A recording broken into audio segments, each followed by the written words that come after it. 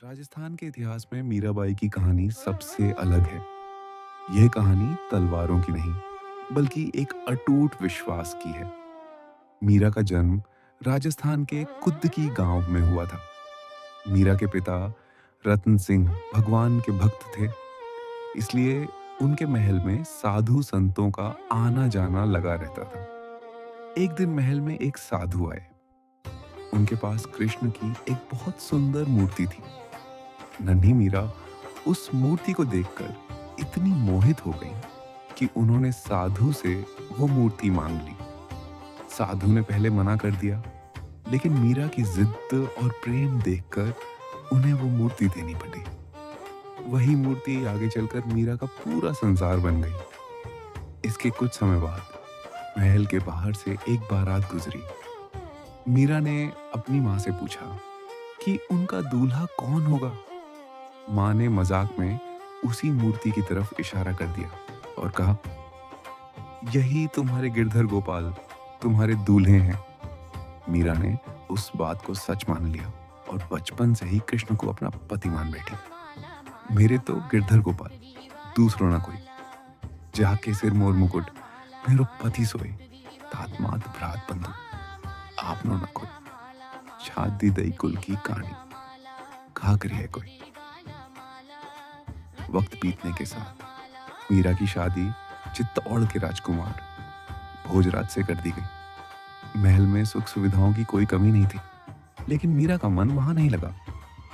जब उनके पति की मौत हुई तो समाज ने उन पर सती होने का दबाव बनाया, लेकिन मीरा ने साफ मना कर दिया।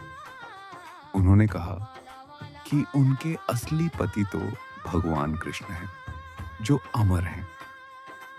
अब मीरा पूरी तरह भक्ति में डूब चुकी थी और संतों की संगति में रहने लगी थी। राजा विक्रमादित्य मीरा की भक्ति से बहुत नाराज थे। उन्होंने मीरा को मारने की कई कोशिशें की। एक बार उन्होंने एक टोकरी में जहरीला सांप भेजा, लेकिन जैसे ही मीरा ने उसे छुआ, वो फूलों का हार बन गया। इसके बाद राजा ने मीरा के पास जहर का प्याला भेजा और कहा कि यह कृष्ण का चरणामृत है। मीरा जानती थी कि इसमें जहर है, फिर भी उन्होंने मुस्कुराते हुए उसे पी लिया। सबको लगा कि मीरा अब नहीं बचेंगी, लेकिन चमत्कार हुआ। जहर का उन पर कोई असर नहीं हुआ और वो बिल्कुल ठीक रहीं। इसके बाद मीरा ने चित्तौड़गढ़ का किला हमेशा के लिए छोड़ दिया और वृंदावन की गलियों में निकल पड़ी।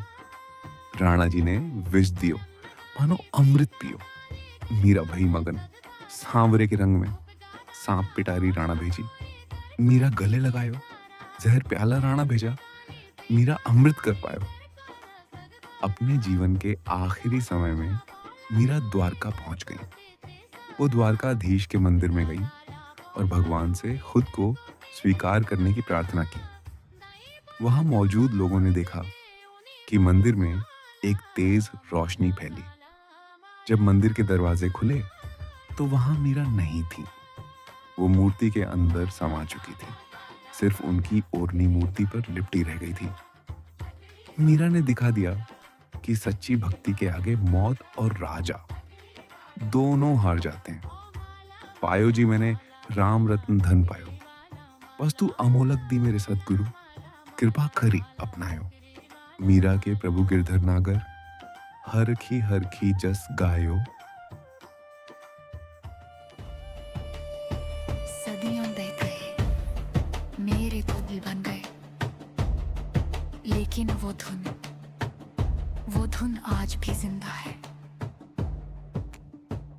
मीरा मरी नहीं, वो तो बस एक अमर गीत बन गई। कृष्ण कृष्ण कृष्ण